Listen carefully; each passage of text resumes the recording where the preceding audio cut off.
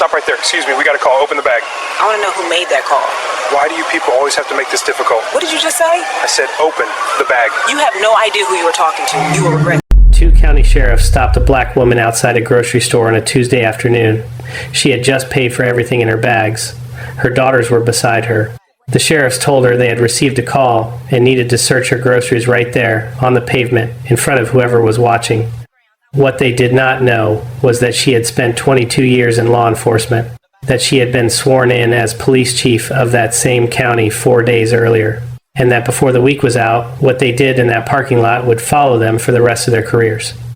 If you are ready to see institutional racism taken down, like this video and drop a comment telling me where you're watching from. And if this is your first time here, hit that subscribe button right now, because you won't want to miss tomorrow's story of cops messing with the wrong people and finding out. Let me know if you enjoyed the story. Let's continue. The automatic doors slid shut behind her. Anna Sondon stepped out into the late afternoon with a grocery bag in each hand and her daughters at her sides, the younger one already pulling ahead toward a dog tied to a post near the entrance, the older one matching her mother's pace. The car was 30 feet away. She had taken 6 steps when she heard it. Not a shout, not an alarm, the measured, deliberate voice of someone who has already made a decision before the mouth opens. "Ma'am, right there. Stop where you are." 2 men in county sheriff's uniforms were moving toward her from the left side of the entrance. Their patrol car was angled in a way that was not consistent with passing through. Rockridge reached her first. He placed himself in her path and told her he had reason to believe she had left the store with merchandise she had not paid for. Anna stopped walking. She shifted both bags into one hand and placed the other on her younger daughter's shoulder, drawing the child back beside her. The younger girl looked up briefly, then looked back at the dog. The older daughter had gone still. She was 9 years old, and she understood what 2 uniformed men blocking your mother on a pavement meant. Dominic moved to Anna's right. The 2 men formed a loose bracket around her, and the girls, not aggressive, positioned. The concrete apron in front of the store was wide and open, visible from the parking lot, visible through the floor-to-ceiling windows to anyone still inside. A man 2 rows back had stopped loading his car. A couple coming out through the automatic doors read the scene and slowed. The dog near the post looked up, then lost interest. Dominic told her this was routine. He asked her to open the bags for inspection. Anna asked who had authorized the search. She asked what the legal basis was. Rockridge told her they had received a call. When she did not move, he said it again. They had received a call. She looked at him, then she set both grocery bags down on the concrete upright, careful. She reached into her jacket and removed her identification. She held it open at chest height, steady, angled, so both men could read it without moving closer. She gave them time. She did not speak while they read. The badge identified her as Anna Sondon, Chief of Police, County Jurisdiction. Different agency, same county. A peer department to the sheriff's office, not above it in the chain of command, but not beneath it either. In 22 years of service, she had worked alongside sheriff's deputies on joint operations, task forces, and cross-agency investigations more times than she could count. She knew exactly what the badge meant in this context. So did anyone in law enforcement who looked at it for more than 3 seconds. Rockridge looked at it for longer than 3 seconds. His weight shifted back onto his heels. His jaw closed. His eyes moved from the badge to Dominic, then back to the badge. Dominic said nothing. Whatever he had expected to find at the end of this stop, it was not this. Anna told them her name. She told them she was the chief of police for this county, sworn in the previous Monday. She told them she had spent over 2 decades working alongside sheriff's departments across 3 counties, and that she was familiar with the procedures governing a stop of this nature.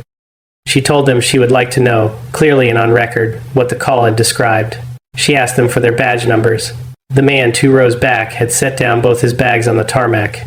2 employees had appeared behind the floor-to-ceiling glass inside the store.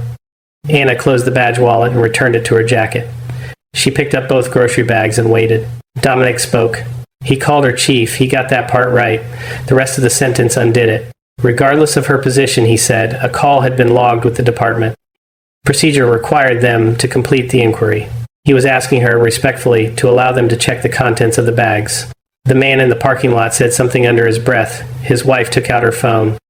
Anna looked at Dominic. She looked at Rockridge. She looked down at her older daughter, who was standing completely still, watching with an expression that had no name at 9 years old, but would have one later. Then she looked back at both men. Fine, she told them. She would show them what she had purchased, and when she was done, she was going to ask them one question. She needed them to think carefully before they answered. She crouched and began removing items from the bags, setting them one at a time on the low concrete ledge running along the storefront wall. Flour in a paper bag, butter, 2 packs of sugar, a carton of eggs, a bottle of vanilla extract. Then the last item, a small cellophane packet pressed flat from the bottom of the bag, 12 birthday candles, pink, because that was what her daughter had asked for. She set them on the ledge. She stood up. She placed the empty bags to one side. She looked at both officers and said nothing. The candles sat on the concrete between them. Neither man spoke. Flour, butter, 2 packs of cane sugar, a half dozen eggs, 1 bottle of vanilla extract, 12 birthday candles, pink, chosen from a catalog 3 weeks ago by a 7-year-old who would turn 8 in less than 4 hours. That was everything on the ledge. Anna told them she had purchased every item at the register far left checkout lane. She had been a customer at this location for 2 years. She produced the receipt without being asked, unfolded it, and held it toward Rockridge.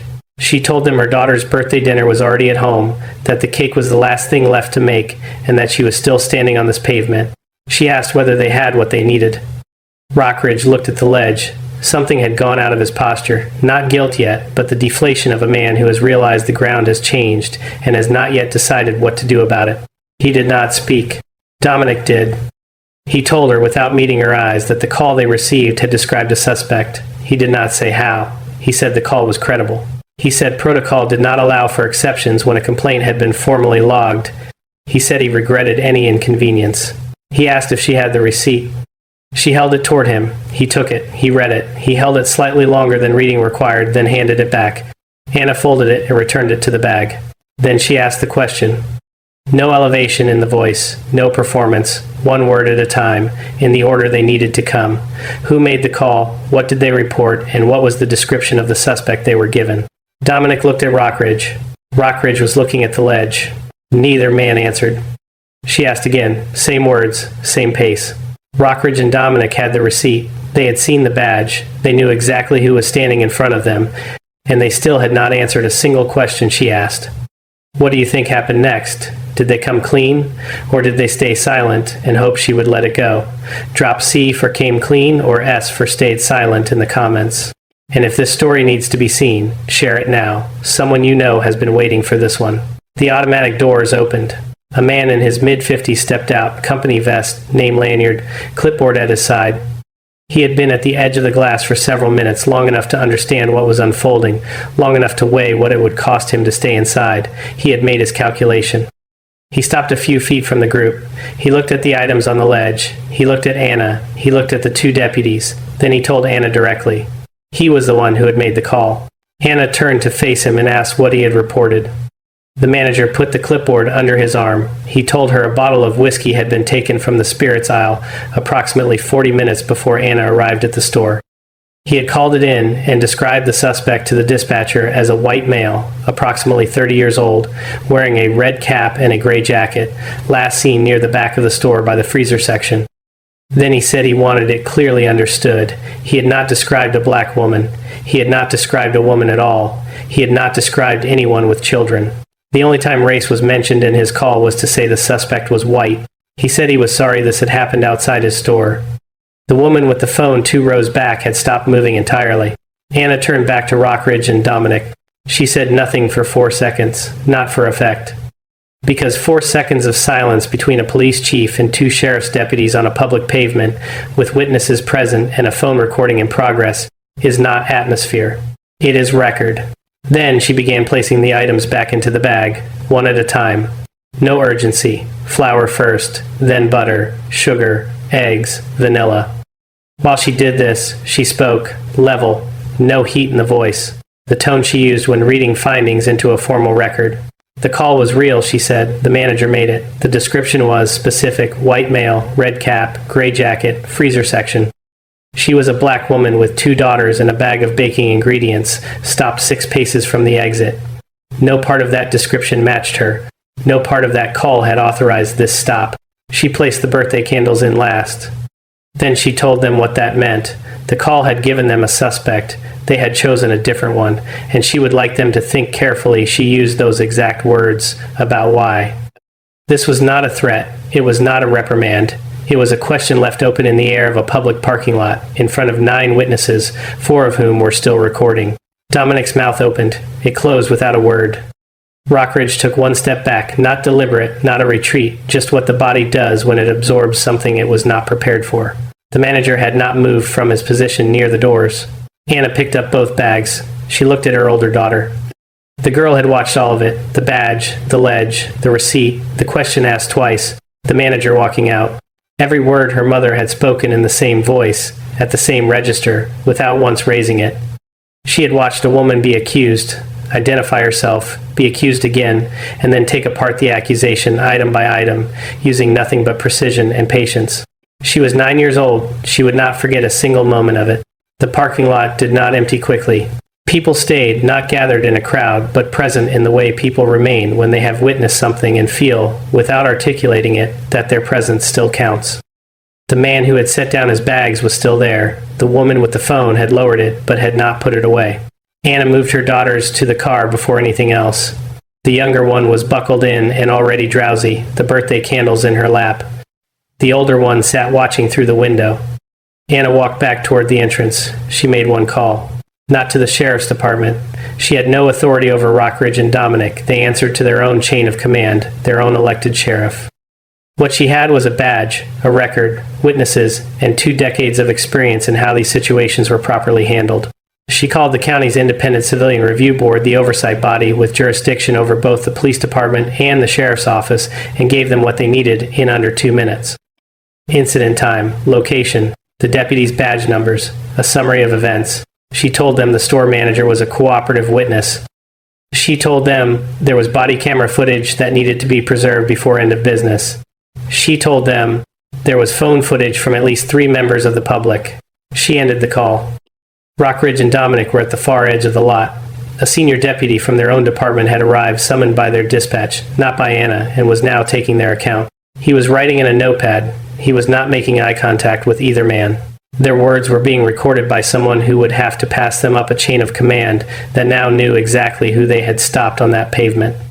The incident report from Anna's department was filed the same evening, authored by a colleague she assigned specifically to maintain distance from the record. The county legal office had a copy the following morning. A local news station submitted a media inquiry to the sheriff's department within 48 hours. On the 4th day, a civil rights attorney filed notice of intent to pursue legal action on Anna's behalf. The lawsuit named Rockridge and Dominic individually. Rockridge. It also named the county sheriff's department as an institution on the grounds that the stop was not an isolated misjudgment but a foreseeable outcome of inadequately supervised conduct. The evidence was not complicated and it was not thin.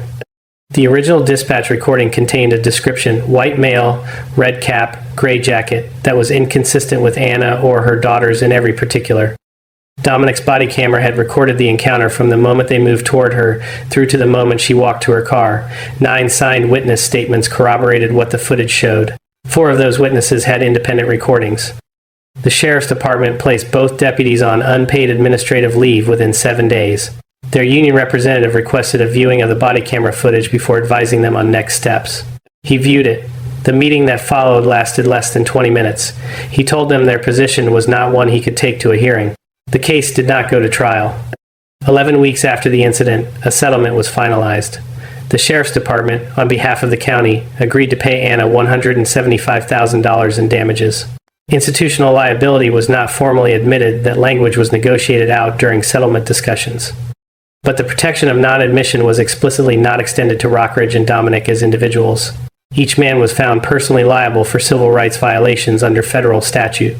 Rockridge was ordered to pay $22,000.